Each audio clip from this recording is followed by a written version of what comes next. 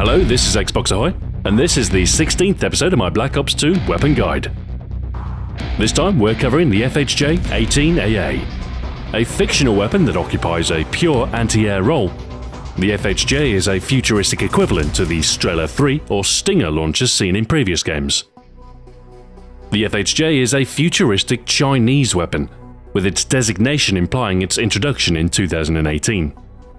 Presumably of the same lineage as the FHJ-84, a Chinese double-barrel launcher used for firing smoke and incendiary rounds, although parallels with a later weapon are few, save for a similar name.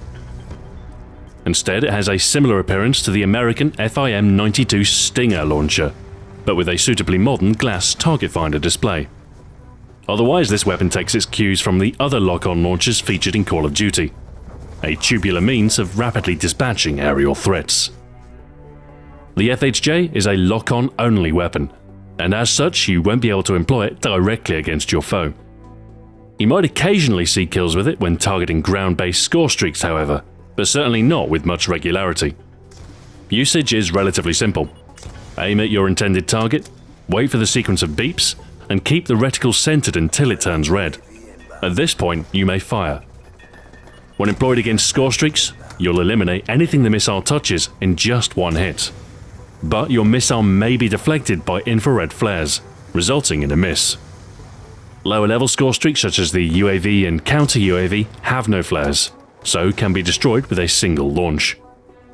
Stealth choppers and escort drones have one set of flares, requiring that both your missiles be launched, and the highest level of kill streaks, such as the Lodestar, Warhog, or VTOL warship, have 3 or more sets of flares, requiring a concerted effort to take down swiftly. Rate of fire is very slow, as you must first acquire a lock-on before launching. 10 rounds per minute would be an optimistic ideal. Handling is very slow all round too, with an aim time of 300 milliseconds and a switch time of nearly a second. Getting into position with the FHJ will take a little while. You'll also move very slowly with the launcher equipped, at just 80% of the maximum base speed. Reloads take 2.5 seconds, and as a single shot weapon, the FHJ must be reloaded after every launch, imposing a delay for any follow-up shots. However, unlike the SMOR, you'll spawn with 2 missiles at the ready, meaning a single FHJ operator will have the means to tackle mid-level score streaks, such as the Stealth Chopper solo.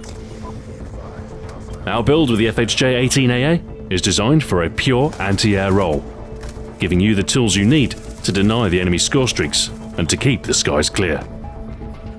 While you can run the FHJ solo, I'd advise against it. Your inability to fire will hamper your ability to fend off the enemy somewhat.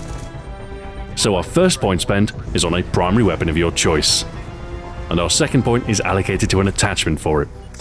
An LMG with the FMJ attachment is a good fit for the anti-everything approach of this build, but your FHJ will remain just as effective if you equip a silenced SMG. Our perks are the key complement to our anti-air launcher, a set that will keep you hidden from aerial eyes, while providing you a keener awareness of the battlefield beneath. First up is Blind Eye. This will prevent enemy AI-controlled score streaks from targeting you, making streaks such as the Stealth Chopper easier to shoot down. When facing overwhelming air power, the immunity from targeting this perk buys you is essential. Just be sure not to stand too close to your teammates. Next up, the Perk 2 Greed wildcard affords us 2 options from the second tier. The first option being Cold-Blooded. This acts in a similar way to Blind Eye, but for player-controlled score streaks instead. This perk will remove the red target which reveals your position, hopefully buying you enough time to shoot the threat down. A skilled player might spot you regardless, so it is important to target threats such as the Lodestar as quickly as possible. Next up, the underappreciated Hardwired. This will render you immune to both counter UAV and EMP effects, ensuring that you always have a clear minimap and targeting display. While this is of limited utility for regular play, it does serve some use within a dedicated anti-air build, as you'll always be able to see the position of radar-visible score streaks such as the Warhog, Lodestar, and the escort drone, allowing you to more quickly target them. Finally, Engineer in your third perk slot will render enemy turrets and other equipment visible through walls. This will aid in eliminating such threats, and rounds out your abilities to cover almost any threat your enemy might have in store for you.